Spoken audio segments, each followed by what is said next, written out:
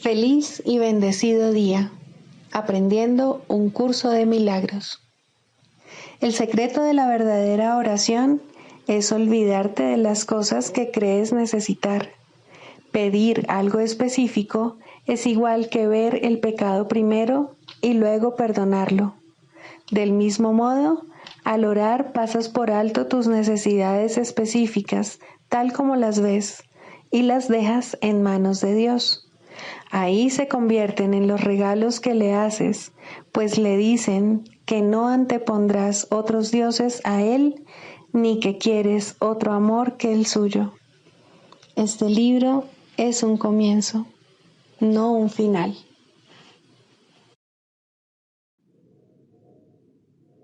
Del prefacio, que postula, párrafo 8.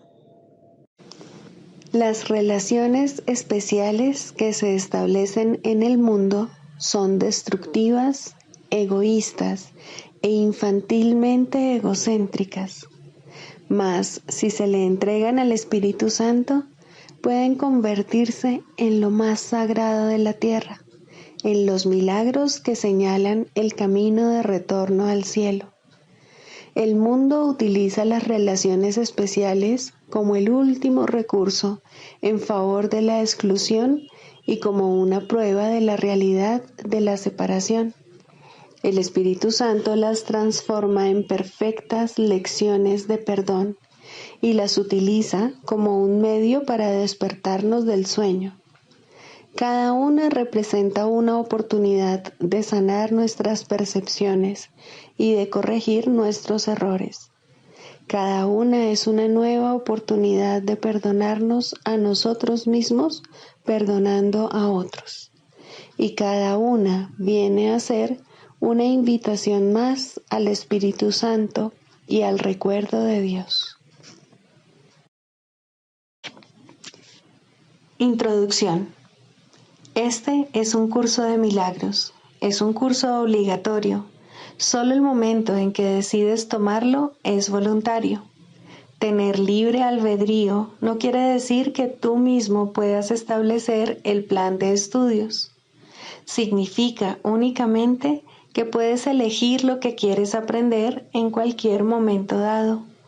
Este curso no pretende enseñar el significado del amor, pues eso está más allá de lo que se puede enseñar.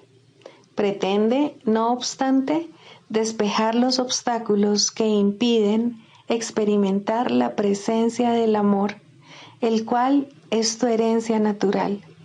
Lo opuesto al amor es el miedo, pero aquello que todo lo abarca no puede tener opuestos. Este curso puede, por lo tanto, resumirse muy simplemente de la siguiente manera. Nada real puede ser amenazado. Nada irreal existe. En esto radica la paz de Dios. Capítulo 1. El significado de los milagros. Primero, principios de los milagros. Principio 3. Los milagros ocurren naturalmente como expresiones de amor.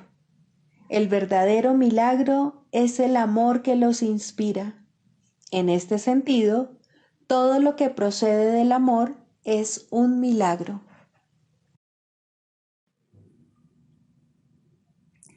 Capítulo 7. Los regalos del reino. 8. La creencia increíble.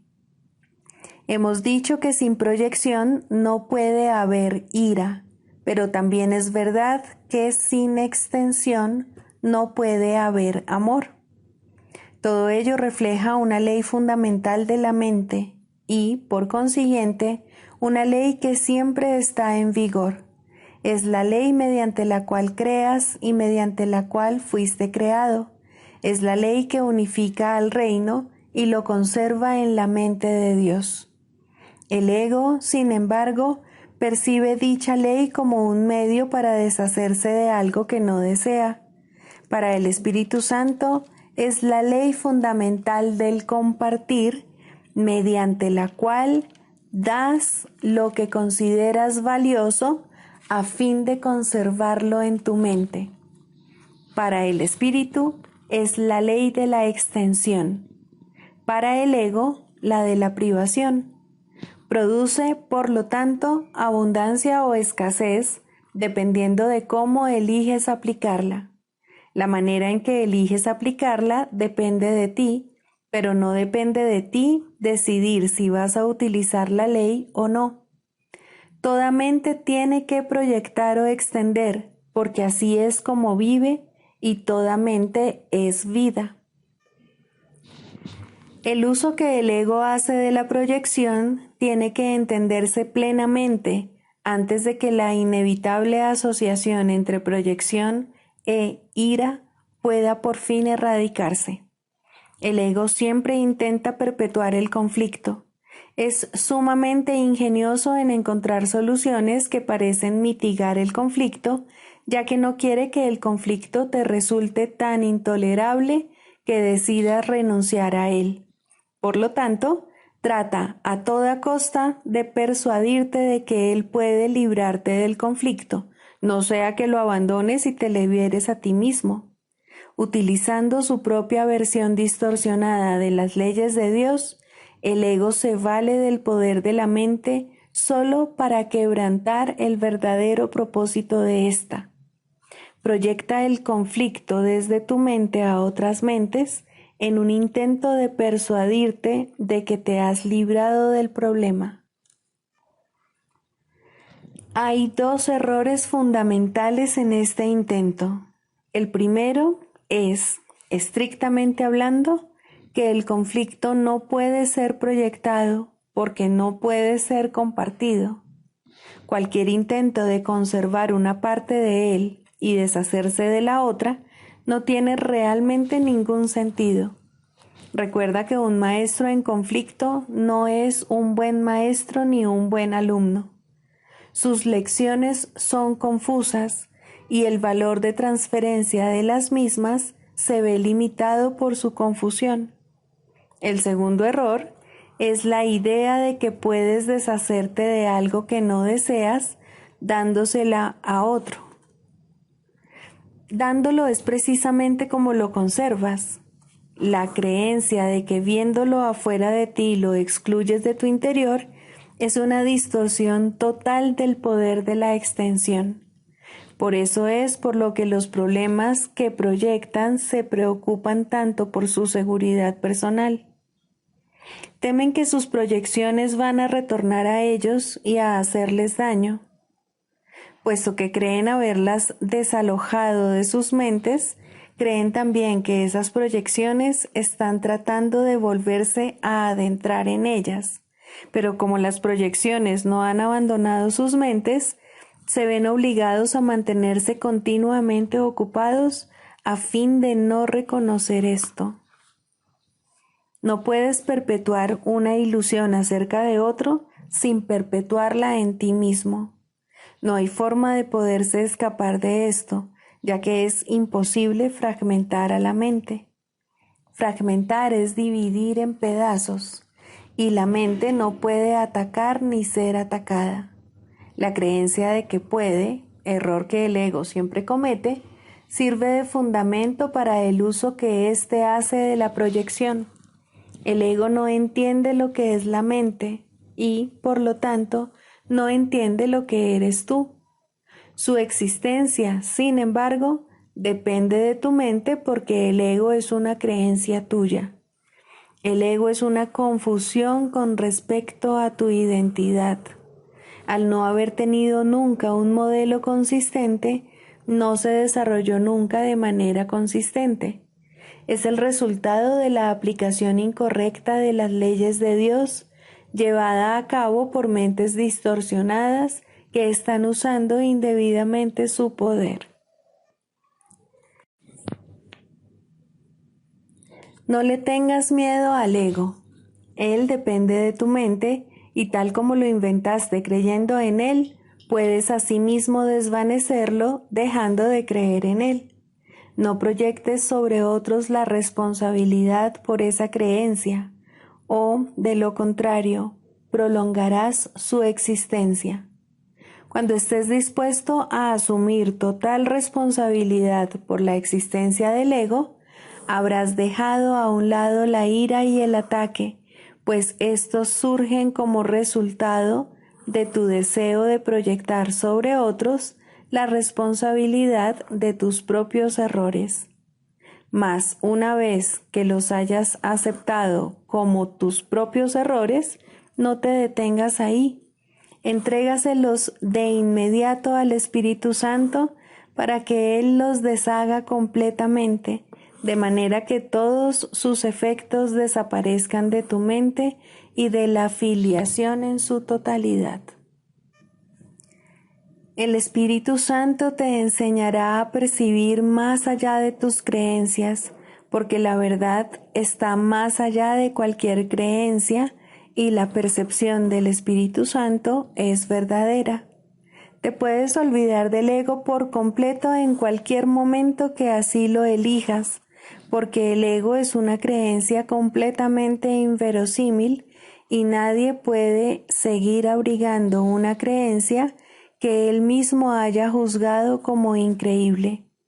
Cuanto más aprendes acerca del ego, más te das cuenta de que no se puede creer en él.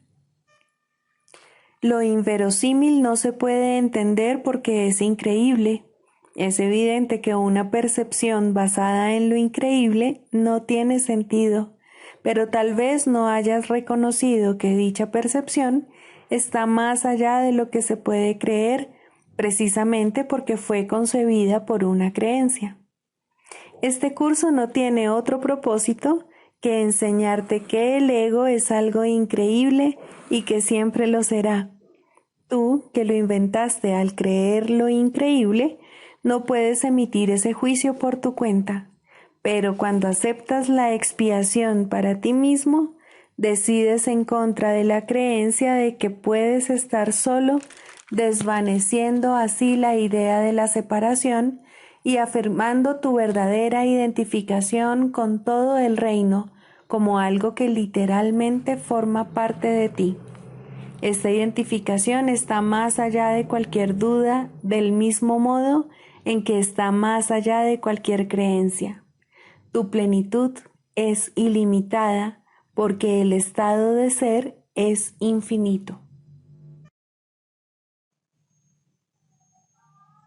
Libro de ejercicios, lección 21. Estoy decidido a ver las cosas de otra manera. La idea de hoy es obviamente una continuación y ampliación de la anterior.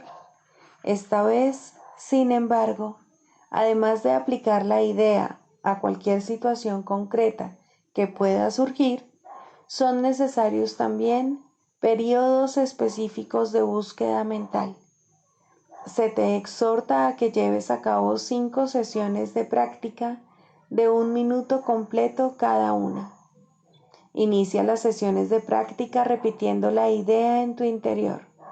Luego cierra los ojos y busca con minuciosidad en tu mente aquellas situaciones pasadas, presentes o previstas que susciten ira en ti. La ira puede manifestarse en cualquier clase de reacción, desde una ligera irritación hasta la furia más desenfrenada. El grado de intensidad de la emoción experimentada es irrelevante. Te irás dando cuenta cada vez más de que una leve punzada de molestia no es otra cosa que un velo que cubre una intensa furia. Trata, por lo tanto, durante las sesiones de práctica, de no dejar escapar aquellos pensamientos de ira que consideras insignificantes. Recuerda que no reconoces realmente qué es lo que suscita ira en ti, y nada de lo que puedas creer al respecto tiene significado alguno. Probablemente te sentirás tentado de emplear más tiempo en ciertas situaciones o personas que en otras, sobre la base falsa de que son más obvias. Esto no es cierto. Es meramente un ejemplo de la creencia de que ciertas formas de ataque están más justificadas que otras. Al escudriñar tu mente en busca de todas las formas en que se presentan los pensamientos de ataque, mantén cada uno de ellos presente mientras te dices a ti mismo: estoy decidido a ver a tal persona de otra manera. Estoy decidido a ver tal situación de otra manera. Trata de ser tan específico como te sea posible. Puede, por ejemplo, que concentres tu ira en una característica determinada de alguna persona en particular, creyendo que la ira se limita a ese aspecto. Si tu percepción sufre de esa forma de distorsión, di: estoy decidido a ver precisa la característica de tal persona de otra manera.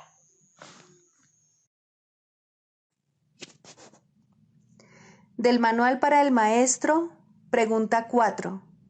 ¿Cuáles son las características de los maestros de Dios? 1. Confianza. He aquí la base sobre la que descansa su capacidad para llevar a cabo su función. La percepción es el resultado de lo que se ha aprendido. De hecho, la percepción es lo que se ha aprendido, ya que causa y efecto nunca se encuentran separados. Los maestros de Dios tienen confianza en el mundo, porque han aprendido que no está regido por las leyes que el mundo inventó. Está regido por un poder que se encuentra en ellos, pero que no es de ellos. Este poder es el que mantiene todas las cosas a salvo. Mediante este poder, los maestros de Dios contemplan un mundo perdonado. Una vez que hemos experimentado ese poder, es imposible volver a confiar en nuestra insignificante fuerza propia. ¿Quién trataría de volar con las minúsculas alas de un gorrión cuando se le ha dado el formidable poder de un águila? ¿Y quién pondría su fe en las miserables ofrendas del ego cuando los dones de Dios se encuentran desplegados ante él? ¿Qué induce a los maestros de Dios a efectuar este cambio? A. Desarrollo de la confianza. En primer lugar, tienen que pasar por lo que podría calificarse como un periodo de deshacimiento. Ello no tiene por qué ser doloroso, aunque normalmente lo es. Durante este periodo parece como si nos estuviesen quitando las cosas, y raramente se comprende, en un principio, que estamos simplemente reconociendo su falta de valor. ¿De qué otro modo se iba a poder percibir lo que no tiene valor, a no ser que el perceptor estuviese en una posición desde la que no puede sino ver las cosas de otra manera? Aún no ha llegado al punto en el que puede efectuar el cambio interno totalmente. Por ello, el plan a veces requiere que se efectúen cambios en lo que parecen ser las circunstancias externas. Estos cambios son siempre beneficiosos.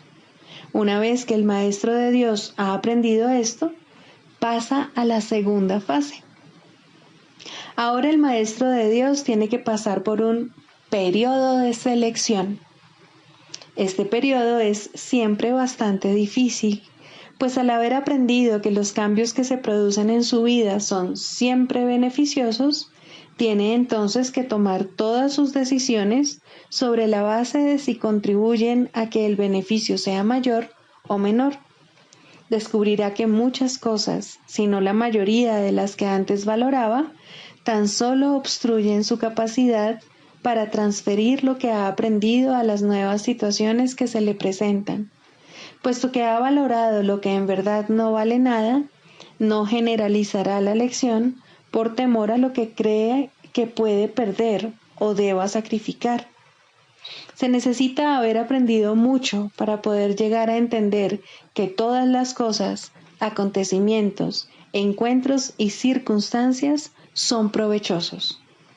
Solo en la medida en que son provechosos, deberá concedérseles algún grado de realidad en este mundo de ilusiones.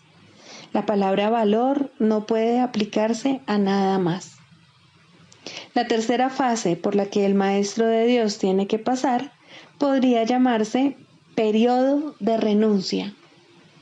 Si se interpreta esto como una renuncia a lo que es deseable, se generará un enorme conflicto. Son pocos los maestros de Dios que se escapan completamente de esta zozobra. No tiene ningún sentido, no obstante, separar lo que tiene valor de lo que no lo tiene, a menos que se dé el paso que sigue naturalmente. Por lo tanto, el periodo de transición tiene que ser un periodo en el que el Maestro de Dios se siente obligado a sacrificar sus propios intereses en aras de la verdad. Todavía no se ha dado cuenta de cuán absolutamente imposible sería una exigencia así. Esto solo lo puede aprender a medida que renuncia realmente a lo que no tiene valor. Mediante esa renuncia, aprende que donde esperaba aflicción, encuentra en su lugar una feliz despreocupación.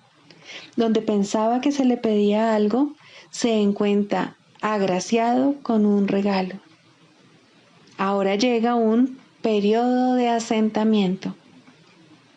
Es este un periodo de reposo en el que el Maestro de Dios descansa razonablemente en paz por un tiempo. Ahora consolida su aprendizaje. Ahora comienza a ver el valor de transferir lo que ha aprendido de unas situaciones a otras. El potencial de lo que ha aprendido es literalmente asombroso, y el Maestro de Dios ha llegado a un punto en su progreso desde el que puede ver que en dicho aprendizaje radica su escape. Renuncia a lo que no quieres y quédate con lo que sí quieres. Qué simple es lo obvio y qué fácil. El Maestro de Dios necesita este periodo de respiro. Todavía no ha llegado tan lejos como cree, mas cuando está listo para seguir adelante, marcharán a su lado compañeros poderosos. Ahora descansa por un rato y los convoca antes de proseguir. A partir de ahí, ya no seguirá adelante solo. La siguiente fase es ciertamente un periodo de inestabilidad. El Maestro de Dios debe entender ahora que en realidad no sabía distinguir entre lo que tiene valor y lo que no lo tiene. Lo único que ha aprendido hasta ahora es que no desea lo que no tiene valor y que sí desea lo que tiene. Su propio proceso de selección, no obstante, no le sirvió para enseñarle la diferencia. La idea de sacrificio, tan fundamental en su sistema de pensamiento, imposibilitó el que pudiese discernir. Pensó que había aprendido a estar dispuesto, pero ahora se da cuenta de que no sabe para qué sirve estar dispuesto. Ahora tiene que alcanzar un estado que puede permanecer fuera de su alcance por mucho, mucho tiempo. Tiene que aprender a dejar de lado todo juicio y a preguntarse en toda circunstancia qué es lo que realmente quiere. De no ser porque cada uno de los pasos en esta dirección está tan fuertemente reforzado, cuán difícil sería darlos. Finalmente, llega un periodo de logros. Ahora es cuando se consolida su aprendizaje.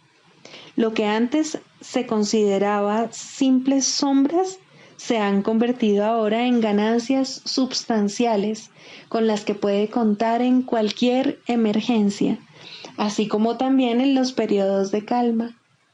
En efecto, el resultado de esas ganancias no es otro que la tranquilidad, el fruto de un aprendizaje honesto, de un pensamiento congruente y de una transferencia plena. Esta es la fase de la verdadera paz, pues aquí se refleja plenamente el estado celestial. A partir de ahí, el camino al cielo está libre y despejado y no presenta ninguna dificultad. En realidad, ya está aquí. ¿Quién iba a querer ir a ninguna otra parte si ya goza de absoluta paz? ¿Y quién querría cambiar su tranquilidad por algo más deseable? ¿Qué podría ser más deseable?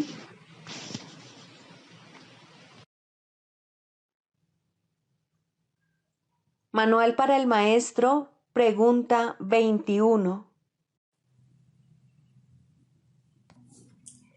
¿Qué papel juegan las palabras en el proceso de curación? Estrictamente hablando, las palabras no juegan ningún papel en el proceso de curación. El factor motivante es la oración o petición. Recibes lo que pides. Pero esto se refiere a la oración del corazón, no a las palabras que usas al orar. A veces las palabras y la oración se contradicen entre sí, otras veces coinciden. Eso no importa. Dios no entiende de palabras, pues fueron hechas por mentes separadas para mantenerlas en la ilusión de la separación. Las palabras pueden ser útiles, especialmente para el principiante, ya que lo ayudan a concentrarse y a facilitar la exclusión o al menos el control de los pensamientos foráneos. No olvidemos, no obstante, que las palabras no son más que símbolos de símbolos.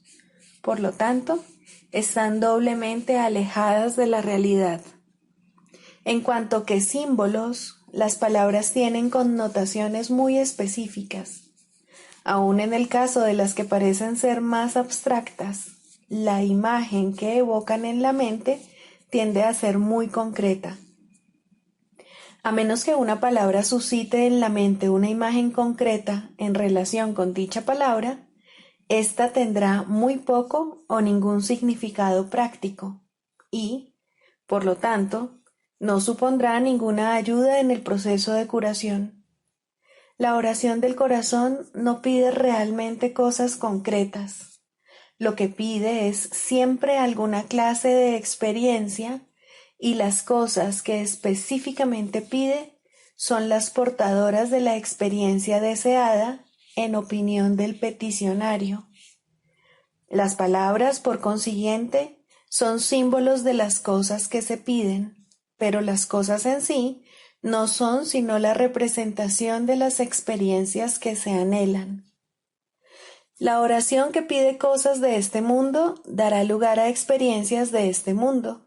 Si la oración del corazón pide eso es lo que se le dará, porque eso es lo que recibirá.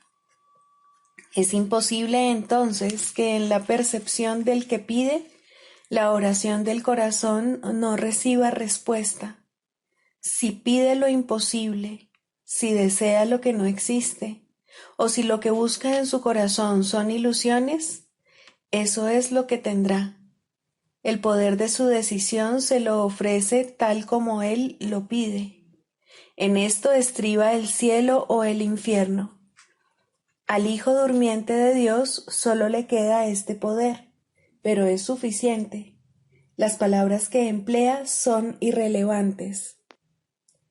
Solo la palabra de Dios tiene sentido, ya que simboliza aquello que no corresponde a ningún símbolo humano.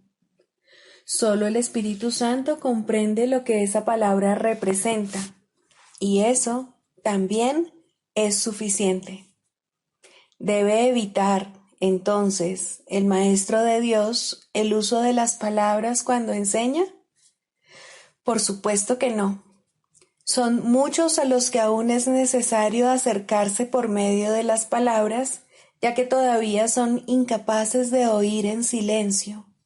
No obstante, el Maestro de Dios debe aprender a utilizar las palabras de otra manera.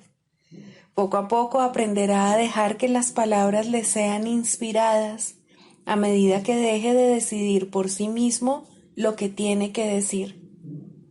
Este proceso no es más que un caso especial de la lección del libro de ejercicios que reza: me haré a un lado y dejaré que Él me muestre el camino. El Maestro de Dios acepta las palabras que se le ofrecen y las expresa tal como las recibe. No controla lo que dice, simplemente escucha, oye y habla. Uno de los mayores obstáculos con los que el Maestro de Dios se topa en esta fase de su aprendizaje es su temor con respecto a la validez de lo que oye. Y en efecto, lo que oye puede ser muy sorprendente.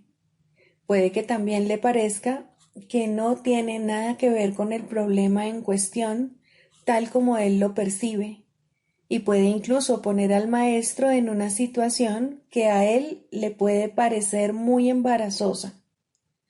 Todas estas cosas no son más que juicios sin ningún valor. Son sus propios juicios, procedentes de una penosa percepción de sí mismo que le convendría abandonar.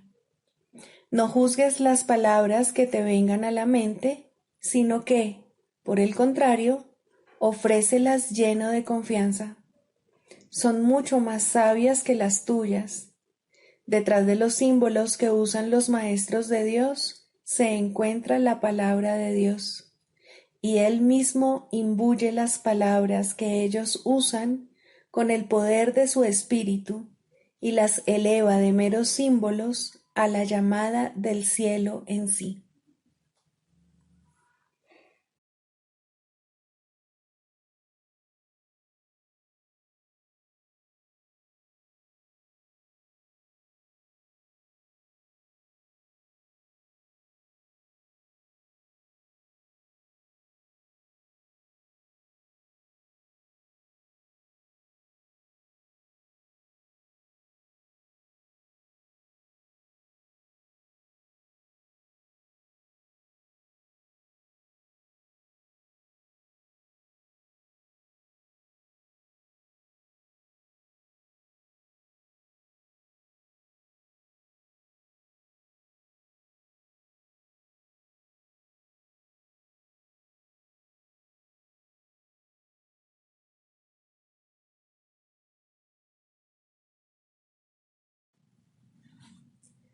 Manual para el maestro. Clarificación de términos. 6. El Espíritu Santo. Jesús es la manifestación del Espíritu Santo, a quien Él invocó para que descendiese sobre la tierra después de su ascensión al cielo, es decir, después de haberse identificado completamente con el Cristo, el Hijo de Dios tal como Él lo creó. Al ser el Espíritu Santo una creación del único Creador, y al crear junto con Él y a su semejanza o espíritu, es eterno y nunca ha cambiado. Fue invocado para que descendiese sobre la tierra, en el sentido de que entonces se hizo posible aceptarle y escuchar su voz. Su voz es la voz de Dios y, por lo tanto, ha adquirido forma. Dicha forma no es su realidad, la cual solo Dios conoce junto con Cristo, su verdadero Hijo, quien es parte de Él. Al Espíritu Santo se le describe a lo largo del curso como aquel que nos ofrece la respuesta a la separación y nos trae el plan de la expiación, al asignarnos el papel especial que nos corresponde desempeñar en dicho plan y mostrarnos exactamente en qué consiste. Él ha designado a Jesús como el líder para llevar a cabo su plan, ya que Jesús fue el primero en desempeñar perfectamente su papel. Se le ha dado pleno poder en el cielo y en la tierra, y lo compartirá contigo cuando tú hayas desempeñado el tuyo. El principio de la expiación le fue dado al Espíritu Santo mucho antes de que Jesús lo pusiese en marcha. Al Espíritu Santo se le describe como el último vínculo de comunicación que queda entre Dios y sus hijos separados. A fin de llevar a cabo esta función especial, Él ha asumido una doble función. Goza de conocimiento porque es parte de Dios, percibe porque fue enviado para salvar a la humanidad. Él es el gran principio corrector, el portador de la verdadera percepción, el poder intrínseco de la visión de Cristo. Él es la luz en la que se percibe el mundo perdonado, en el que solamente puede verse la faz de Cristo. Él nunca se olvida del Creador ni de su creación. Él nunca se olvida del Hijo de Dios. Él nunca se olvida de ti. Te brinda el amor de tu Padre en un eterno resplandor que nunca será extinguido, porque Dios mismo lo depositó ahí. El Espíritu Santo mora en la parte de tu mente, que es parte de la mente de Cristo. Él representa a tu ser y a tu Creador, quienes son uno. Habla por Dios y también por ti, ya que está unido a ambos. Por consiguiente, Él es la prueba de que ambos son uno solo. El Espíritu Santo parece ser una voz, pues de esa forma es como te comunica la palabra de Dios. Parece ser un guía por tierras lejanas, pues esa es la clase de ayuda que necesitas. Y también parece ser cualquier cosa que satisfaga las necesidades que creas tener. Pero Él no se engaña cuando te percibes a ti mismo atrapado por necesidades que no tienes.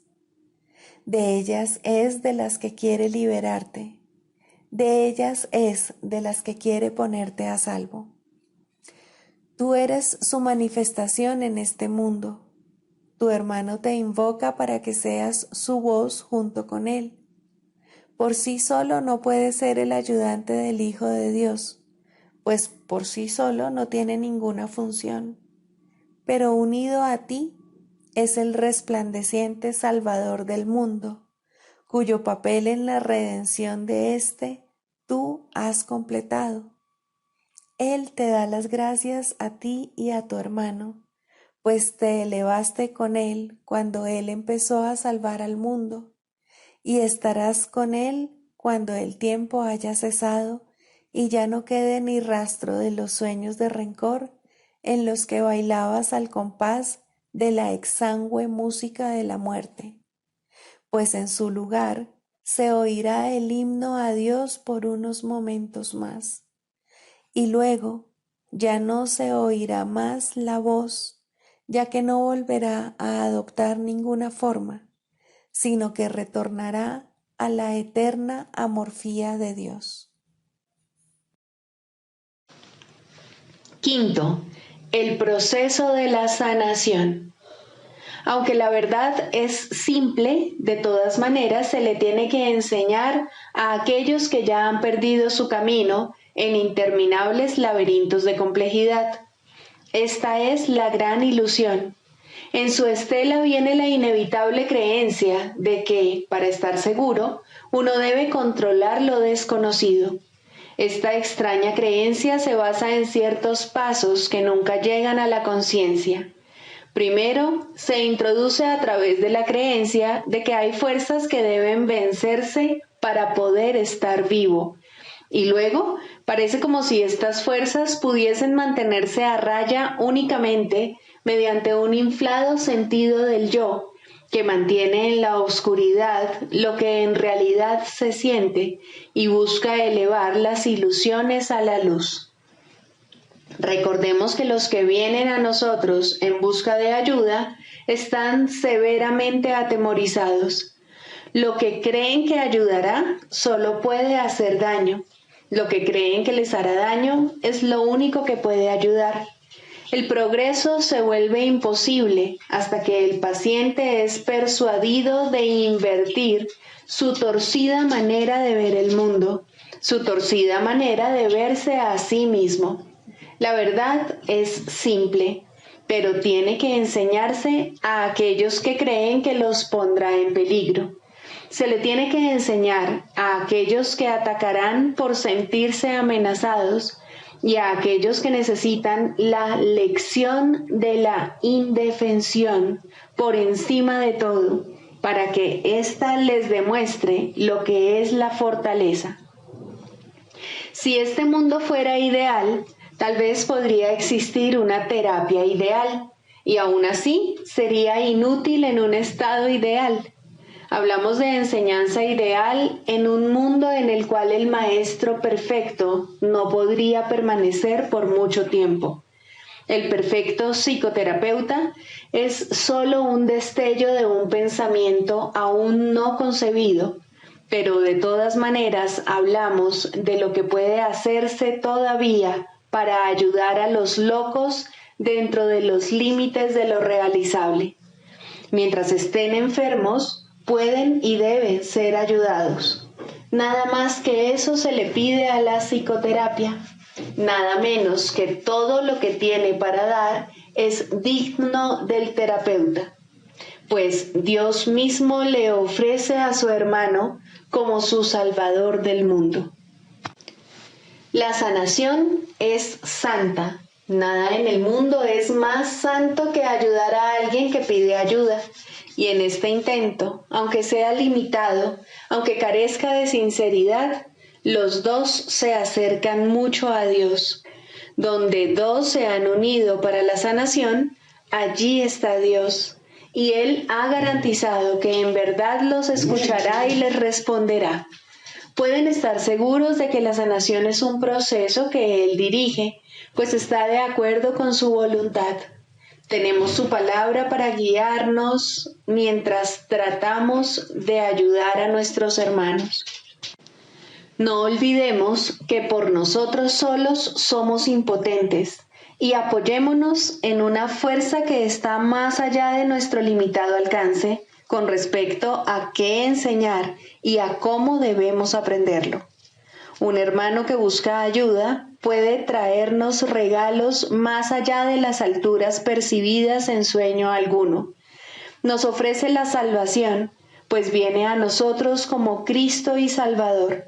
Lo que Él pide lo está pidiendo a Dios a través de Él, y lo que hacemos por Él se convierte en el regalo que le damos a Dios. El sagrado pedido de ayuda del Hijo de Dios en su percibido infortunio, su Padre no puede sino contestarlo, pero Él necesita una voz a través de la cual hablar su sagrada palabra, una mano con la cual pueda alcanzar a su Hijo y tocar su corazón. En un proceso como ese, ¿quién podría no sanarse?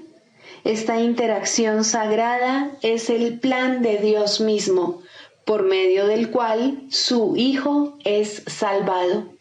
Pues dos se han unido, y ahora las promesas de Dios son cumplidas por Él. Los límites impuestos tanto por el paciente como por el terapeuta no contarán para nada, pues la sanación ha comenzado. Lo que ellos tienen que comenzar, su Padre lo completará, pues Él jamás ha pedido otra cosa que la más pequeña buena voluntad, el menor avance, el más diminuto susurro de su nombre. Pedir ayuda en la forma que sea no es otra cosa que llamarlo, y Él enviará su respuesta a través del terapeuta que mejor pueda servir a su hijo en todas sus actuales necesidades. Tal vez la respuesta no parezca ser un regalo del cielo, puede incluso parecer un empeoramiento y no una ayuda. Aún así, que no seamos nosotros quienes juzguemos el resultado. En alguna parte, todos los regalos de Dios tienen que ser recibidos. En el tiempo, ningún esfuerzo puede hacerse en vano. No es nuestra perfección lo que se pide en nuestros intentos de sanar. Ya estamos engañados si creemos que hay necesidad de sanación. Y la verdad nos llegará solo a través de alguien que parece compartir nuestro sueño de enfermedad. Ayudémoslo a perdonarse por todas las ofensas por las cuales se condenaría sin causa. Su sanación es la nuestra, y según vemos que su impecabilidad llega brillando a través del velo de la culpa que cubre al Hijo de Dios, contemplaremos en él el rostro de Cristo y comprenderemos que no es sino el nuestro. Permanezcamos en silencio ante la voluntad de Dios y hagamos lo que ésta ha elegido que hagamos. Hay solo una manera mediante la cual llegamos a donde se iniciaron todos los sueños, y es allí donde los depositaremos para marcharnos en paz para siempre. Escucha a un hermano pedir ayuda y respóndele. Será a Dios a quien respondas, pues lo llamaste. No hay otra manera de escuchar su voz. No hay otra manera de buscar a su Hijo. No hay otra manera de encontrar tu propio ser. Santa es la sanación, pues el Hijo de Dios regresa al cielo a través de su benévolo abrazo. Pues la sanación le dice, en la voz que habla por Dios, que todos sus pecados le han sido perdonados.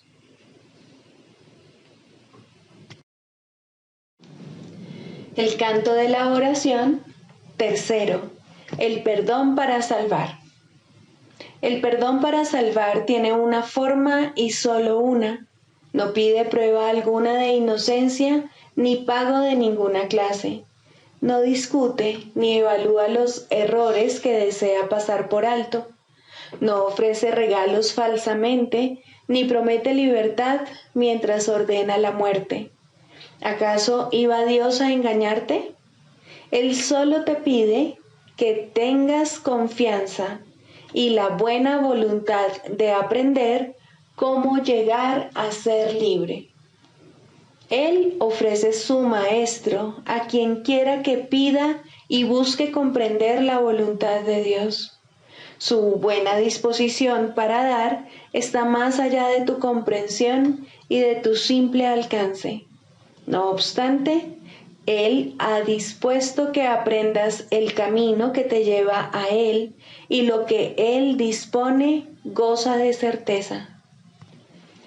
Criatura de Dios, los regalos de Dios son tuyos, no por razón de tus planes, sino por su santa voluntad. Su voz te enseñará lo que es el perdón y cómo concederlo tal como Él dispone se debe hacer. Por lo tanto, no busques comprender lo que todavía está más allá de tu alcance, sino más bien deja que ello sea la forma de conducirte allí donde los ojos de Cristo se convierten en la manera de ver que eliges. Abandona todo lo demás, pues no hay nada más. Cuando alguien te pida ayuda, de la clase que sea, Él es quien contestará por ti.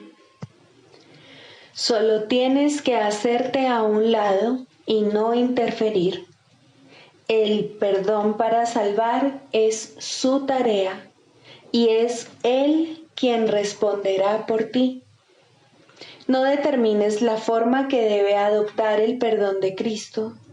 Él sabe la manera de convertir cada llamada en una ayuda para ti, conforme te apresuras a llegar, por fin, a casa de tu Padre. Ahora Él puede hacer que tu paso sea firme y tus palabras sinceras, no con tu propia sinceridad, sino con la suya. Deja que Él se haga cargo de cómo vas a perdonar, y así cada ocasión será para ti un paso más en dirección al cielo y a la paz. ¿No estás cansado del cautiverio? Dios no eligió esta amarga senda para ti. Lo que has elegido todavía puede deshacerse, pues la oración es misericordiosa y Dios es justo. La suya es una justicia que Él puede entender, pero tú aún no puedes. De todos modos, Él te dará los medios para que aprendas de Él y llegues por fin a entender que la condenación no es real y que fabrica ilusiones en su propio malvado nombre. Sin embargo, la forma que los sueños parecen adoptar es irrelevante. Las ilusiones no son ciertas. Solo la voluntad de Dios es verdad, y tú eres uno con Él en voluntad y propósito. Aquí terminan todos los sueños. ¿Qué debo hacer por tu Santo Hijo? Debe ser lo único que preguntes siempre que se requiera tu ayuda y se busque el perdón. No necesitas juzgar la forma en que se te pide, y no seas tú quien determina la manera en la que el perdón debe llegar para salvar al Hijo de Dios. La luz de Cristo en él es su liberación, y es esta la que responde a su llamada. Perdónalo tal como el Cristo decide que debes hacerlo, y contémplalo a través de sus ojos, y también habla por él. Él conoce la necesidad, la pregunta y la respuesta, y te dirá exactamente qué debes hacer, en palabras que puedas entender y también utilizar. No confundas su función con la tuya. Él es la respuesta, tú el que escucha. ¿Y acerca de qué te habla Él?